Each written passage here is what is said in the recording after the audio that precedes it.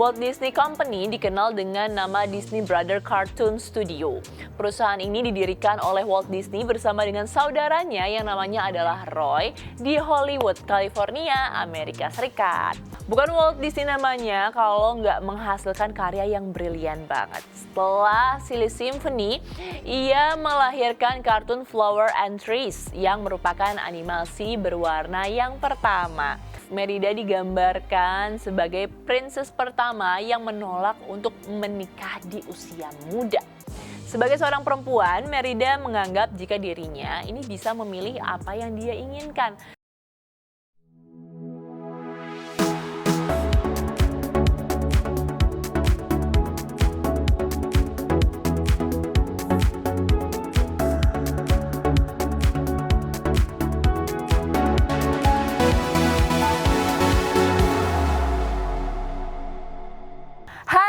Milenial dimanapun kalian berada, apa kabarnya hari ini? Semoga kalian semua dalam kondisi yang senang terus, sehat terus juga pastinya. Kalau misalkan ada yang lagi sakit, ayo harap semoga kalian semua cepat sembuh, banyak yang istirahat, makan yang bergizi juga pastinya nih. Dan lagi-lagi senang banget ya aku bisa kembali nemenin kalian semua pastinya di Items Informasi ke teman-teman milenial, hanya di Mata Milenial Indonesia TV, matanya Indonesia.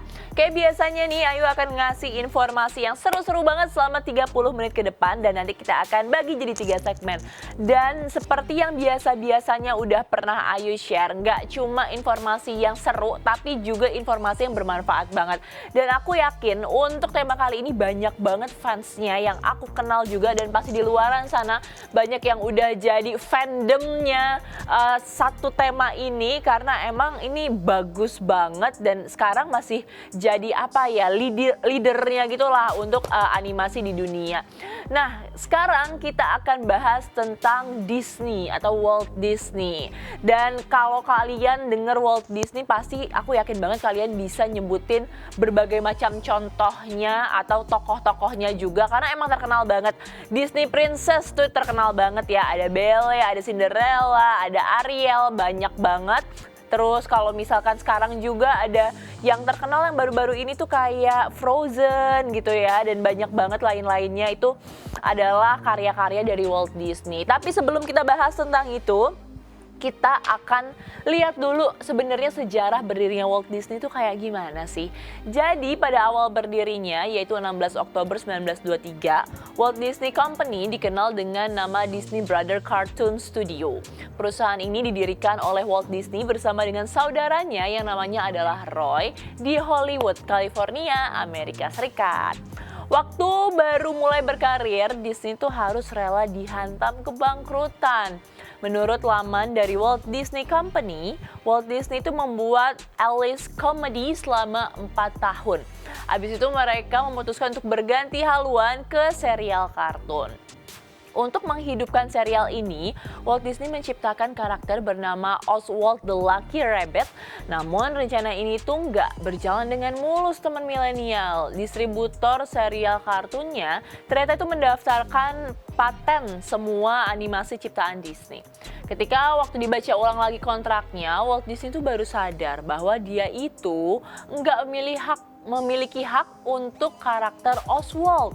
Sejak saat itulah Walt Disney selalu memastikan bahwa dia itu memiliki seluruh hak atas karakter dan juga cerita yang udah ia buat. Kemudian kita lihat lagi nih, kalau misalkan tadi udah sempat bangkrut, ternyata ada bounce back-nya, ada momen bangkit dari kebangkrutan karena Mickey Mouse. Siapa sih yang gak kenal Mickey Mouse ya? Ini karakternya pasti sangat-sangat nempel di otak kita semua.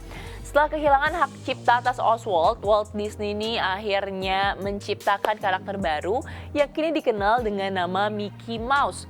Saat menciptakan kisah untuk Mickey, Walt bekerja sama dengan animator UB Iwerks untuk menggarap 2 film animasinya yaitu Plane Crazy dan Galloping Gecko pada tahun 1928.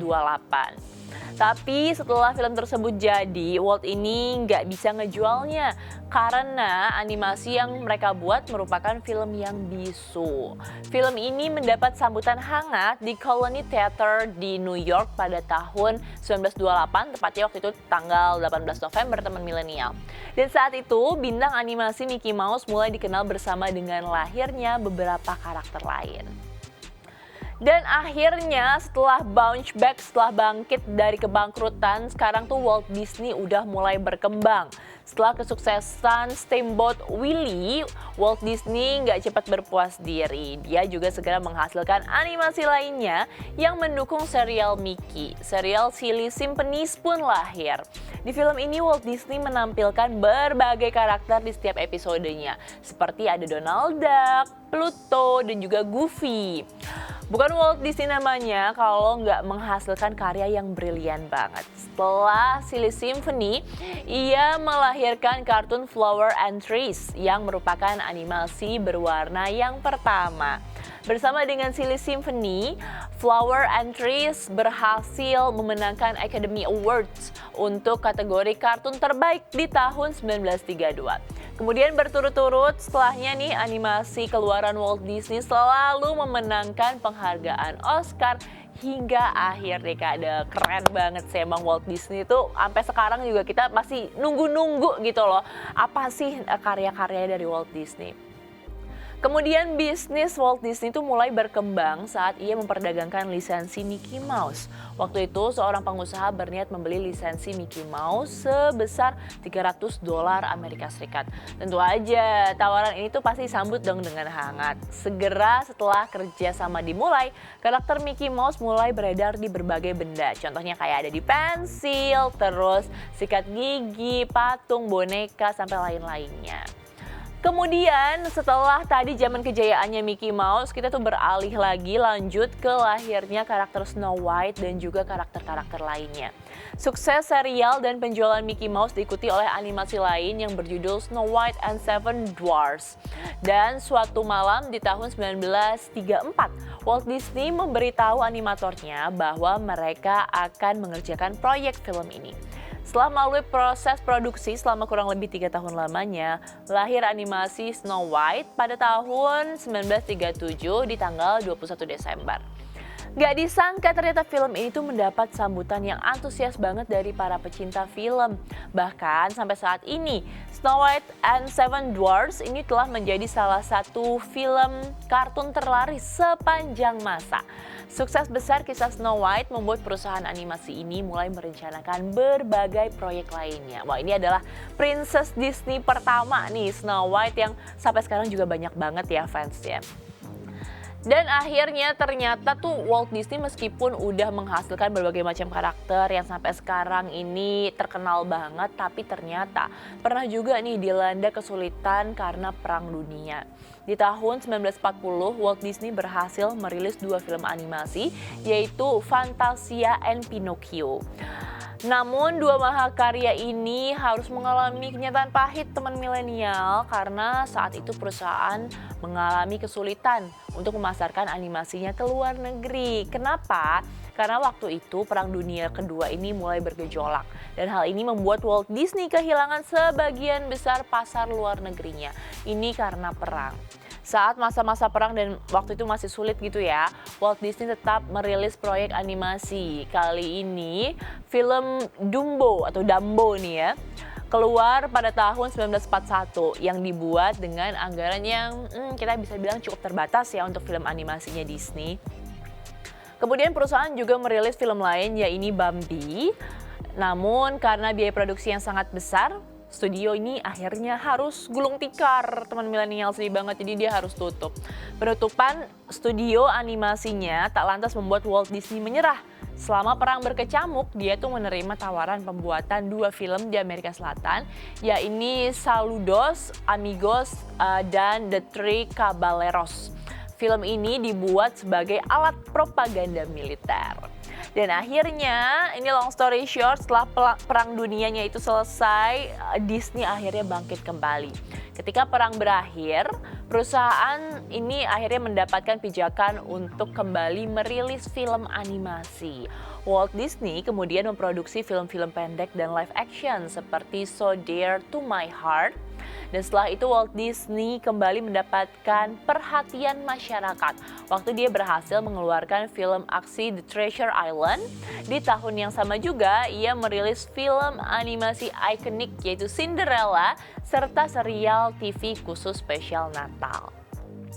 Setelah 2 serial televisi spesial Natal, Walt Disney ini akhirnya kembali masuk ke televisi pada tahun 1954 dengan dimulainya seri antologi Disneyland yang mengudara selama 29 tahun. Nggak cuma itu, Mickey Mouse Club, salah satu serial anak-anak paling populer di televisi, mulai debutnya nih pada tahun 1955. Setelah itu, Walt Disney mulai mengembangkan serangkaian serial televisi seperti Zorro, kemudian merilis Mary Poppins dan berbagai karya lainnya. Tapi sayang banget teman milenial bahwa mimpi lain Walt Disney harus terkubur waktu ia meninggal dunia pada 15 Desember 1966.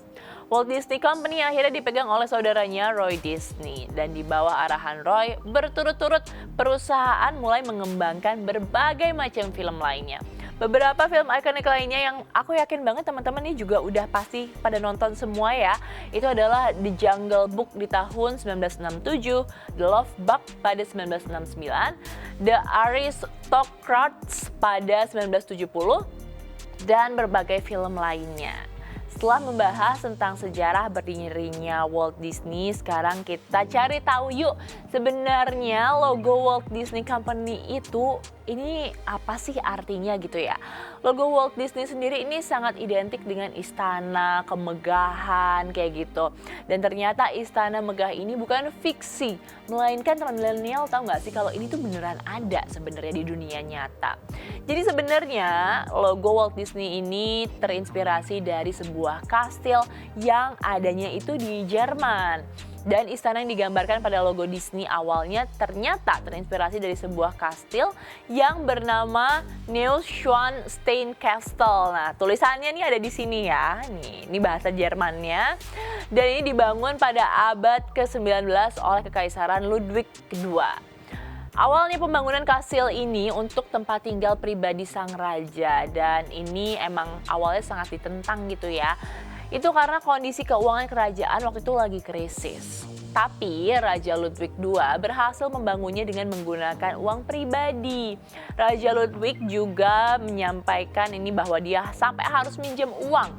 Sampai ini bukan cuma ke satu pihak tapi ke banyak pihak untuk mewujudkan impiannya ini.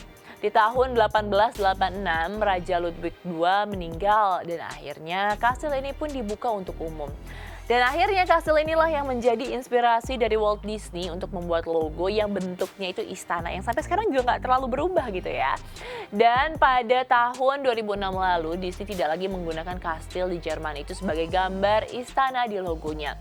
Logo baru Disney dibuat berdasarkan 2 kastil besar di Disneyland yang merupakan ikon Disney. Kedua kastil ini adalah kastil Cinderella di Magic Kingdom Orlando dan kastil Sleeping Beauty atau Putri Tidur di Disneyland.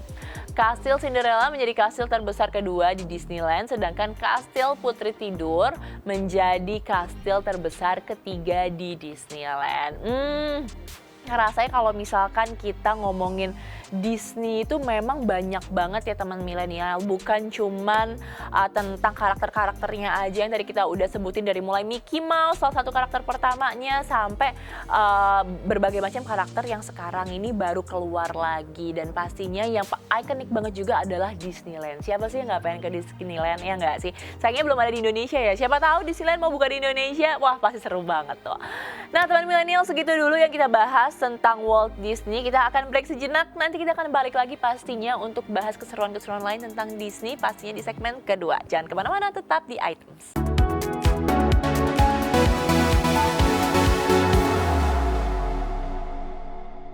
Hai teman milenial, balik lagi bersama aku Ayu Rahmawati masih membahas tentang Disney. Siapa di sini yang waktu kecil mimpinya jadi Disney Princess? Banyak banget pastinya karena itu benar-benar influence yang gede banget waktu kita kecil ya teman milenial. Hampir semua kartun di hari libur kita tentang princess itu biasanya dari Disney. Dan emang mereka cantik-cantik banget, anggun-anggun banget. Meskipun kalau kita lihat-lihat nih ya, sekarang udah banyak nilai-nilai dari Disney princess yang berubah. Jadi kayak udah nggak bergantung lagi sama pangerannya, terus habis itu lebih ada pesan emansipasinya, dan itu juga pastinya menyesuaikan sama perkembangan zaman ya. Nah ini juga menurut Ayu nih yang bikin Disney ini selalu survive dari masa ke masa, dari zaman dahulu kala banget bahkan sampai zaman Perang Dunia udah ada sampai sekarang masih jadi leader di film animasi. Keren banget untuk Disney pastinya.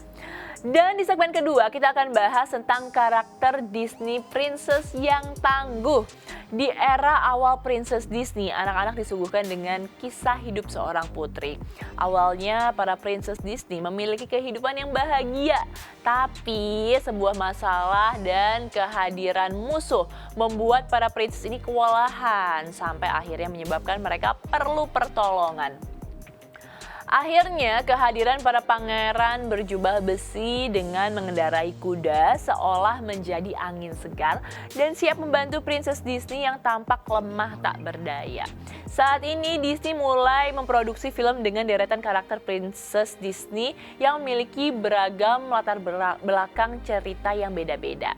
Keragaman Princess Disney ini memberikan banyak banget inspirasi untuk kita, terutama para perempuan nih.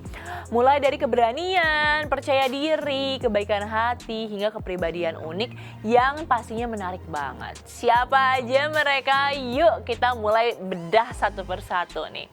Yang pertama adalah Mulan, di film yang sama dengan namanya yaitu Mulan. Mulan ini merupakan putri raja yang tinggal di sebuah desa. Dia tuh awalnya hanya seorang anak perempuan yang pengen banget menggantikan posisi ayahnya untuk pergi berperang.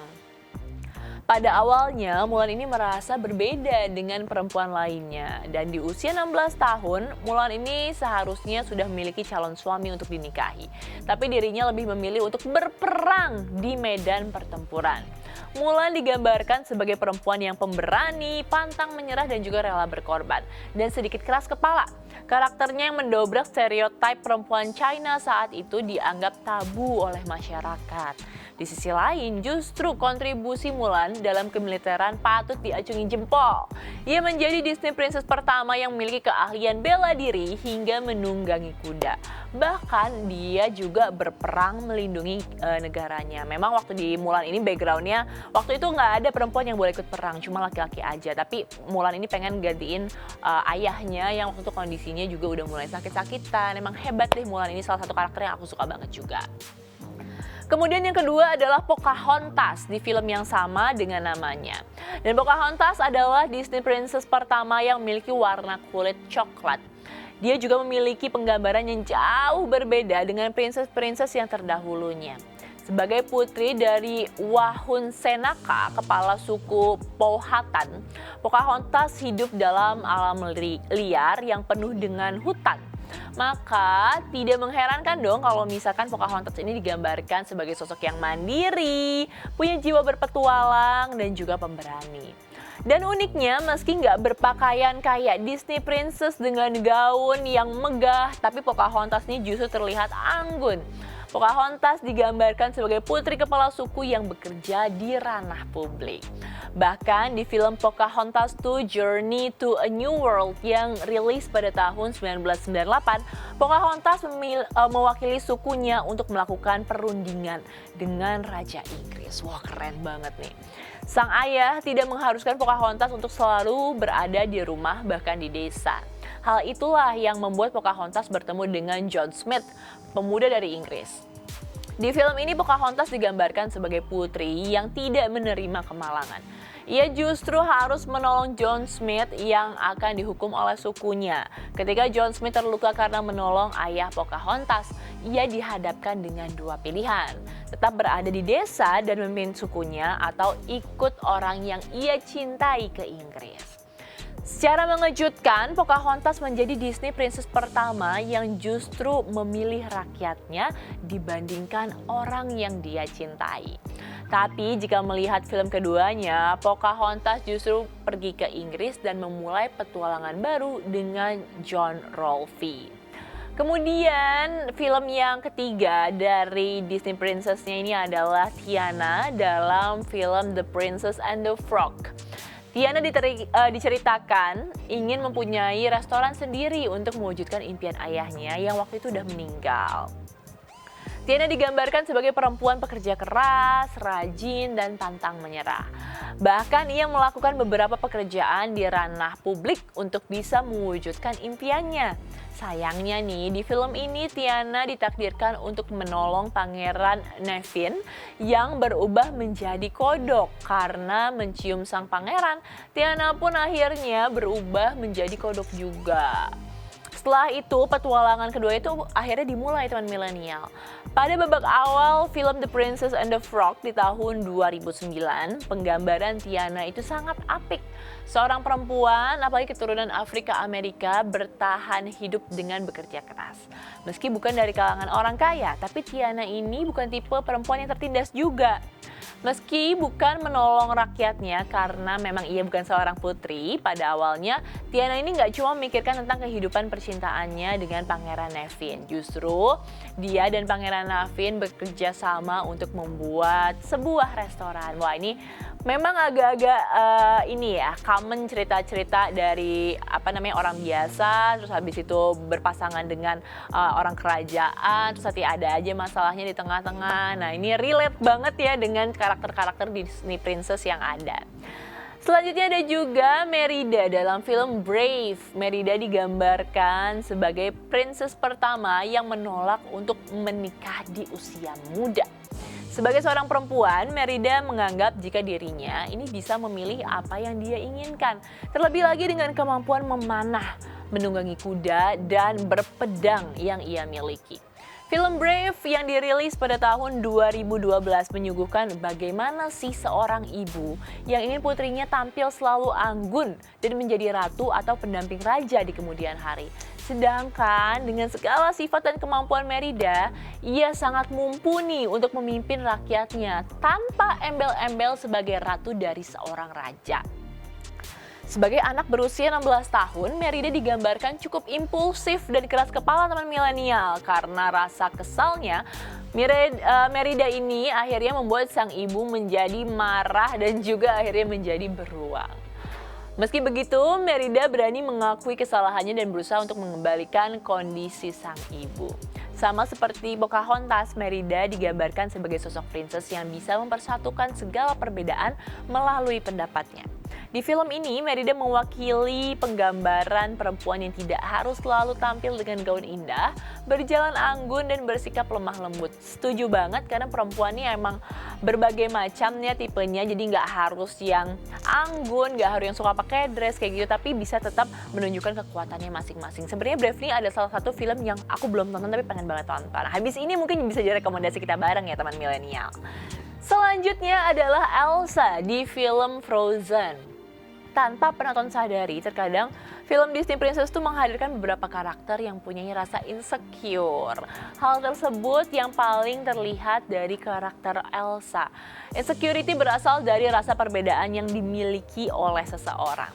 Di film Frozen pada 2013, Elsa tuh harus mengurung dirinya di Istana Es agar tidak membahayakan istana dan rakyatnya. Sebagai seorang putri, Elsa tidak percaya diri akan kekuatannya.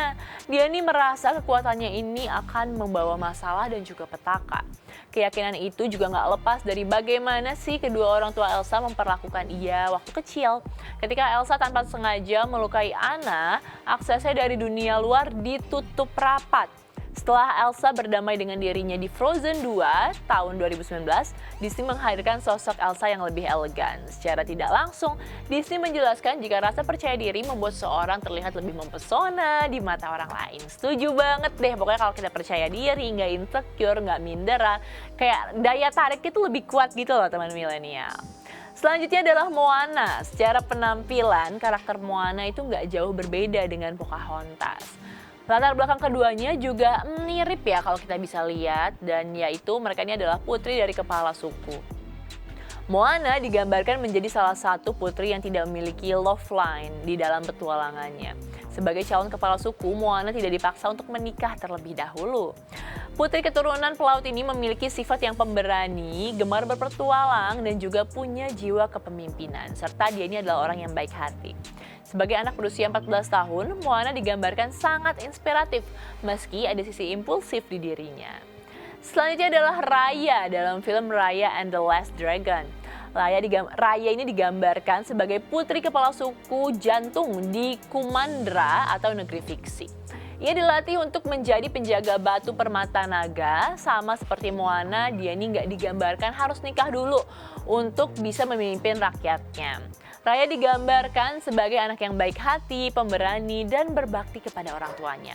Raya direpresentasikan sebagai putri yang kuat dengan kemampuan bela diri, ahli strategi, dan jiwa kepemimpinan yang juga kuat banget. Nah, kalau kita lihat beberapa princess yang terdahulu ya, teman milenial kayak mungkin Cinderella, terus habis itu Sleeping Beauty, ini mereka tuh membutuhkan sosok laki-laki untuk bisa keluar dari masalahnya sendiri. Tapi yang aku senang sekarang udah mulai banyak banget karakter-karakter yang mandiri, yang pemberani, yang tegas dari Disney Princess yang akhirnya bisa jadi inspirasi kita nih para perempuan untuk kita bisa kok mandiri, kita bisa kok jadi perempuan yang gak memerlukan bantuan orang lain untuk keluar dari masalahnya gitu teman milenial, tapi tanpa mengesampingkan rasa humble, sopan santun dan juga kebaikannya itu ya.